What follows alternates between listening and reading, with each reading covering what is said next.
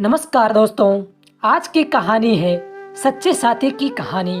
एक बार की बात है, राधा नाम की एक लड़की अपने पिता के साथ रहती थी। उसकी माँ बचपन में ही गुजर गई थी।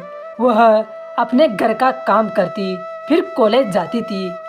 कॉलेज जाते समय वह रोज रास्ते में एक जगह पक्षियों को दाना डालती थी। उसके घर में भी दो पक्षी थे, उनको भी वह रोज दाना डालती थी।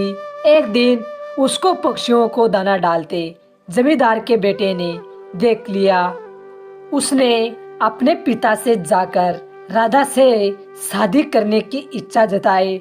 जमींदार ने राधा के पिता से बात करके अपने बेटे की शादी राधा से करा दी। राधा अपने साथ घर के पिंजरे के दो पक्षी भी लेकर ससुराल आ गई। वह उन पक्षियों को रोज दाना डालती थी। राधा की सास को यह बिल्कुल भी पसंद नहीं था। वह उन पक्षियों को परेशान करती थी। वह उनका दाना पानी जमीन पे फेंक देती थी।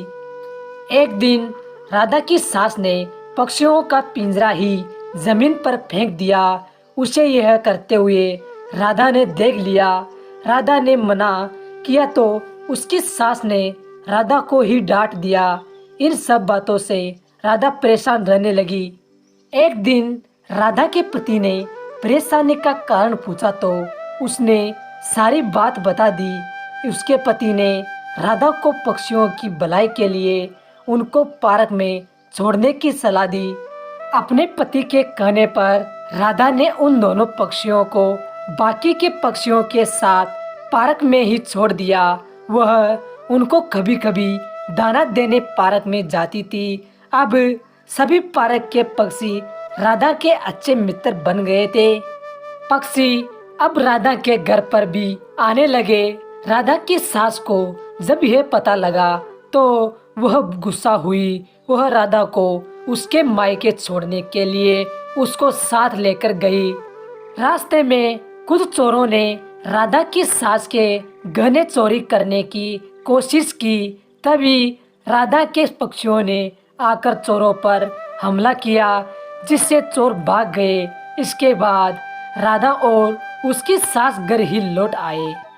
अब राधा की सास की सोच पक्षियों के प्रति बदल चुकी थी।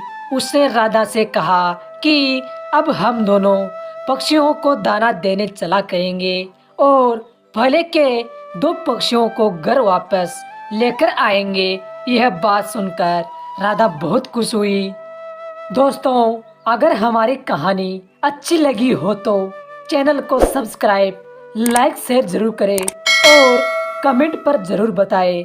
धन्यवाद दोस्तों।